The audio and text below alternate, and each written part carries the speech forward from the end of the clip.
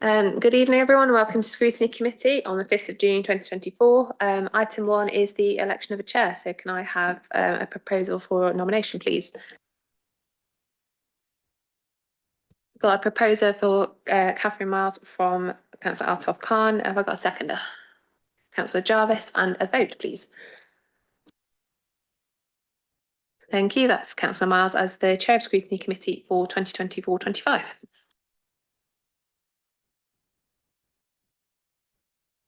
Thank you very much, everyone, for the nominations. And yeah, I think now the next item is the election of the Vice Chair.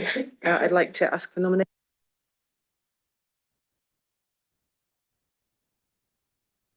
I'm nominating Tiago Corrais. Thank you. A seconder? We have 2 seconders. Yeah. Yeah.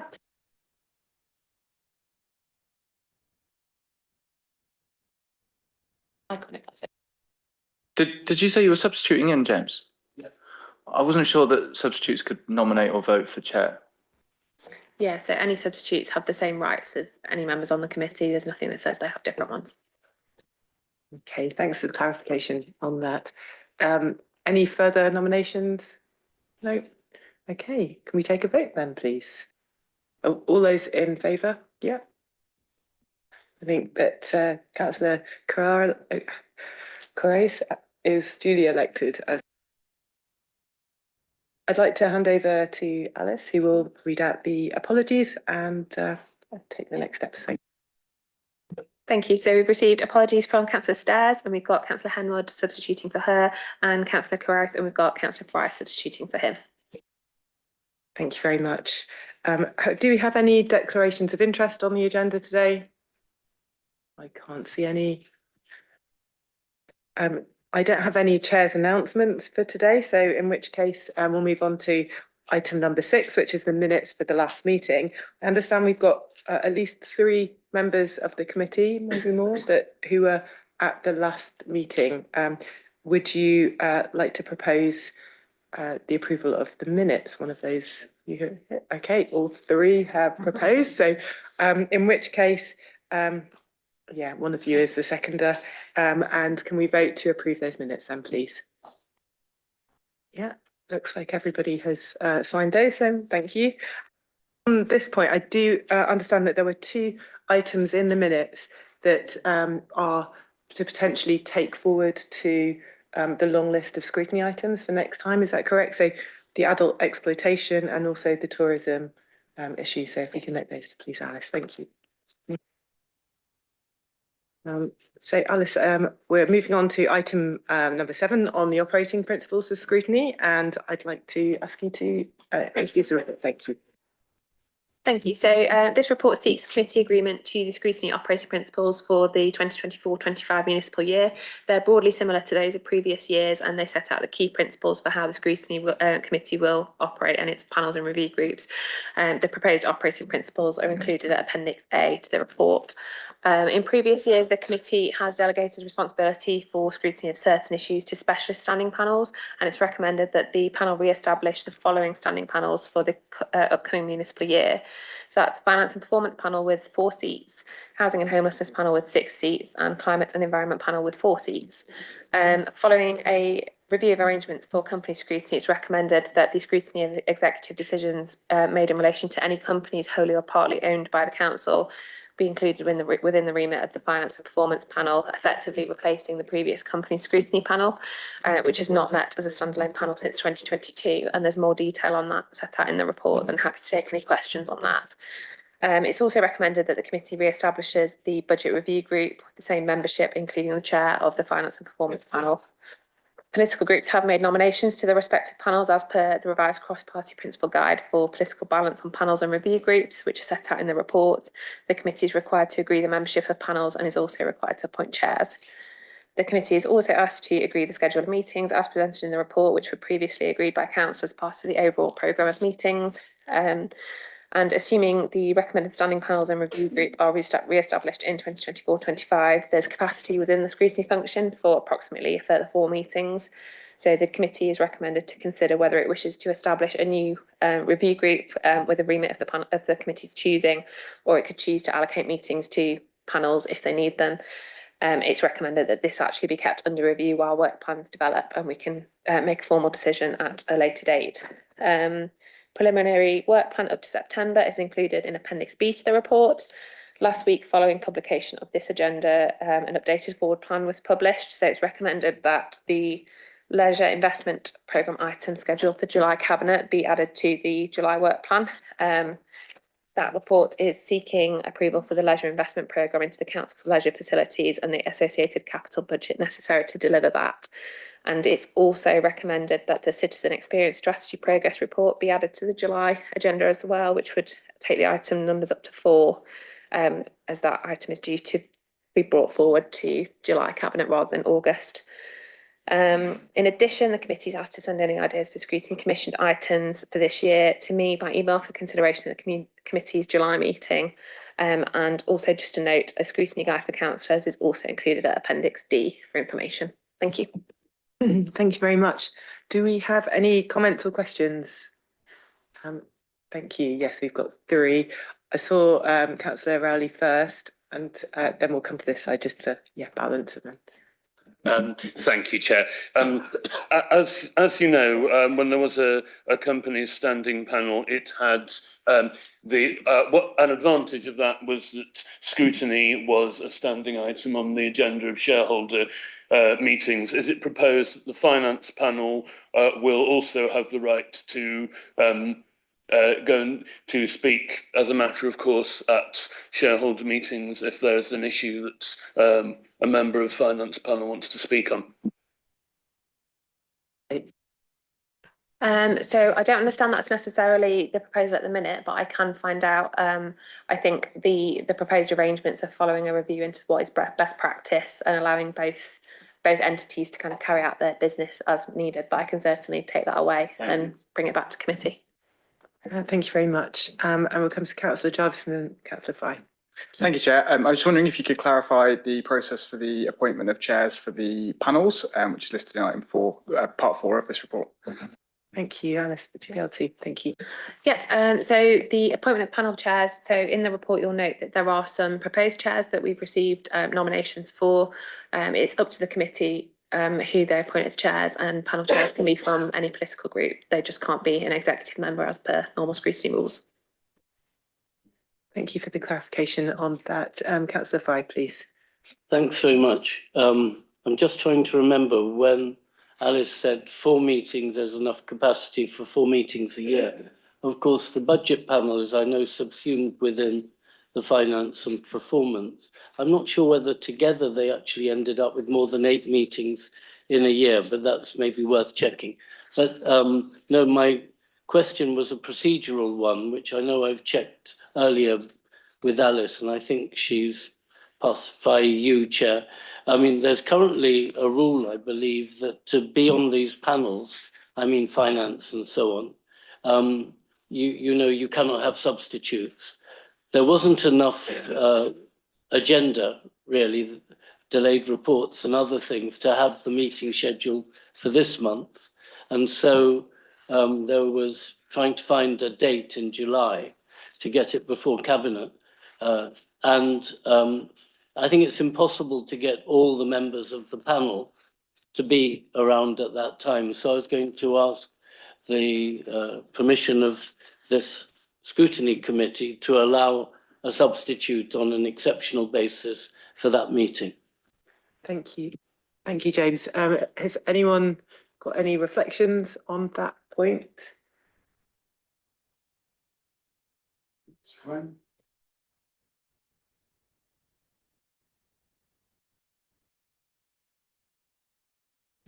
Yeah, so the situation Councillor Fry is referring to is for the finance and performance panel meeting that's required in July. So I did reach out to the chair earlier today to seek her permission to allow a substitute in an exceptional circumstance. It's not something that the committee needs to approve as such, but it's good practice that the committee is aware of that, and no one seems to be against. So for that meeting alone, a substitute will be required, because due to the specialist nature of panels and the need to have continuity of membership, it's not really good practice to have substitutes as a regular thing for those panels. And then just on the point about the number of meetings for the finance and performance panel and budget review groups, they're kind of in meeting planning terms. From the scrutiny function perspective, they're dealt with as two separate entities, so it's 4 meetings allocated to each. So when that's taken into account, there's 4 meetings left still. Yeah. Okay. So just to clarify, do we need to actually do a vote on this to just approve that the fact that it's okay?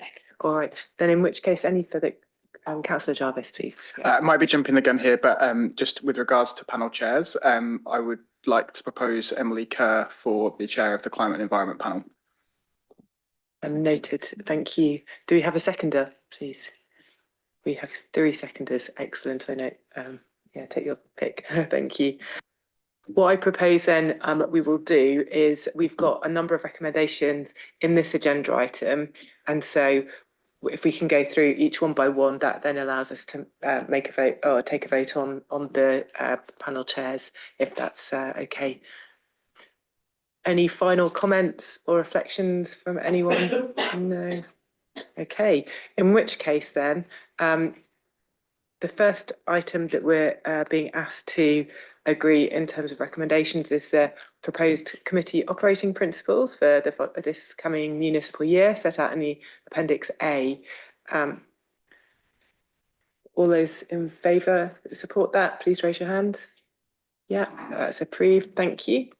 Do we agree to establish the following standing panels for the 2024-25 municipal year with the following remit? So we've got the Finance and Performance panel, Housing and Homeless panel, and Climate Environment panel. Yeah, all those in favour? I think that's everyone's raised their hand. Thank you for that. That's agreed.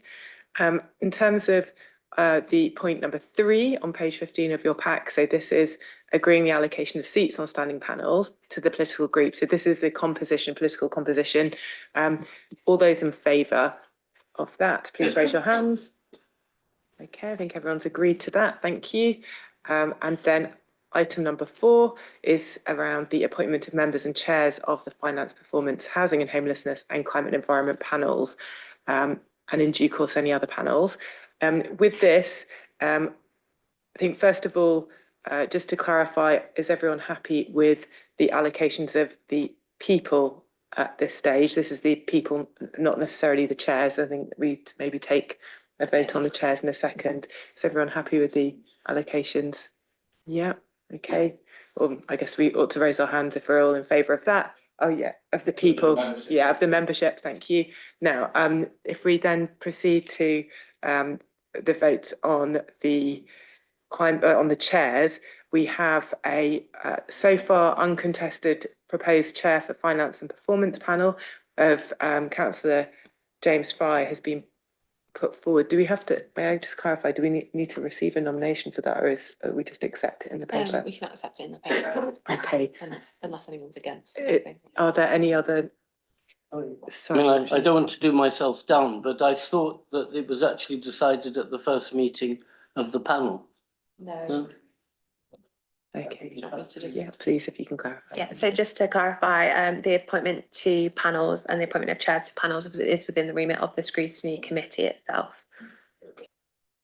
So thank you for the clarification on that. So do we have any other nominations for chair of Finance and Performance panel? No, in which case then, if that's uncontested, I think you're duly elected. Thank you, James, Councillor Fry. We turn now to Housing and Homelessness panel. We've got Councillor Lizzie Diggins proposed as chair here. Any other nominations? No, in which case then, please pass on the good news to her that she is duly elected. And then Climate Environment panel, we have 2 nominations here. We've got Councillor Hunt and Councillor Keir.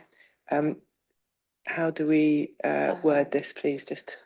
I think if we just do a vote for each of them. Okay, thank you. So all those in support of Councillor Hunt, please raise their hand. 5. Okay, and all those in support of councillor Keir being the chair, please raise their hands. 6. And can I just, He can't vote. he can't vote because we're mid-vote, okay. Just note welcome, thank you. So in which case, just to confirm that councillor Keir is duly elected for that, so please pass on the news to her, thank you. So then this is point number 5, just to clarify where we're on agenda item 7, which is the scrutiny operating principles and standing panel and review group arrangements paper, but we're going through each one point. So we're on point 5 for that, and this is to agree to establish a budget review group. All those in favour of that, please raise their hands. So you see, I can't vote at this meeting, I can vote. No, because you've got to be present for the whole item, unfortunately. Yeah. I think that carries. Point 6 is agree that the chair of the Finance and Performance Panel will be the chair of the budget review group. So that is Councillor James Fry. All those in favour, please raise their hand. Thank you. That's agreed. And then point 7 is agree the schedule of meetings as presented within the report. All those in favour? Thank you. And that carries. And then point 8 is agreeing the preliminary work plan detailed in the appendix, but noting the items that you mentioned which would come, which is the leisure investment programme and the citizen experience strategy report for the next meeting. And the second part of this is that you're all encouraged to send additional items for topics for Scrutiny Commission reports to Alice at the email address, her email address, before the 2nd of July meeting. So all those, oh yes, we've got a question on that. Simon, Councillor. Yeah, sorry, just a question. So we just email Alice with ideas. Is there any sort of guidance about sort of things that one can or cannot put forward? I suppose things that are a matter of the city council, maybe. Is there any other sort of guidance for something new about how you might do that? Thanks. Yeah, I think you've got some advice. Yeah, please go ahead. Yeah, so it's basically any sort of ideas that are directly affecting the city council or residents around the city. And effectively, if you want to send me ideas, then I can then feedback. If there's something that you specifically recommended which wouldn't be suitable, I can sort of feedback on a case-by-case basis. And I would encourage you, if you haven't looked at it already, the scrutiny guide at the back has, I think, some guiding points on the types of topics that you could look at, which will help as well. Okay, so then if that actually comes to, well, I think we've got to still agree this. No, are there any other, I think we haven't actually signed off or agreed the work plan. But is everyone happy with that? All those in favour, please raise their hand. Thank you. Okay, duly noted. And do we note the scrutiny guide for councillors in Appendix D? Yes, all those. Yep, thank you. It's all noted. Super. That is excellent. In which case we proceed to agenda item 8, which is a report back on the recommendations from Cabinet. And there was one here. Yeah, would you like to say something? Yeah, so on the 17th of April 2024, Cabinet considered recommendations related to the Oxford City Council Annual Business Plan 2024 to 25 and progress of the 2023-24 priorities. The committee from last year made one recommendation which was accepted and is included in the agenda pack. Cabinet deferred consideration of a number of other reports to its meeting on the 12th of June. Responses to those recommendations will be reported to the committee at a future meeting, and there have been no panel meetings since the committee's previous informal remote meeting on the 11th of April. Okay. So any questions or comments from the committee? No, okay, in which case I'd just like you to note the responses to recommendations. Don't think a vote's required on that. Do we note? Yeah, okay, thank you. That brings us to the dates of the future meetings, which are in your agenda pack. Just to note that it was mentioned by Councillor Fry that the Finance and Performance Panel has been cancelled for tomorrow because there's no business. The next meeting will take place remotely due to logistical reasons because of rooms being used for the general election in the town hall. So I hope that that is all okay. Does that work for everybody? Any questions relating to that? Just might be useful for new members to clarify the legal status of a remote meeting. Thank you. Please. Yeah, so because Scrutiny Committee isn't a decision-making committee, it can hold meetings informally, remotely online. Cabinet has previously agreed that any recommendations arising from the committee will be dealt with as normal recommendations in the usual way, so they'll have the same kind of weight. So there's no sort of legal considerations there as to having the meeting online. It is purely because logistically this room isn't available and the alternatives aren't necessarily suitable for the kind of debate that happens in Scrutiny. Well, thank you very much. Oh, yeah, Saj, thank you. Yeah, thank you. Well, I won't be attending the next meeting because I'm out of the country. But my preference, obviously, logistic issues are fine. But my preference is the meeting in person rather than remotely. So I'm hoping the most of the meeting will be in person rather than remotely. Yeah. So thank you. Thank you. Well noted. And this is a very exceptional case. Yeah. So in principle. Well, if you have internet access, you can always dial in. We're more than welcome to join that way. But thank you. At this point, then I'll close the meeting. Thanks for your attendance and enjoy the rest of your evening. Thank you. Bye bye.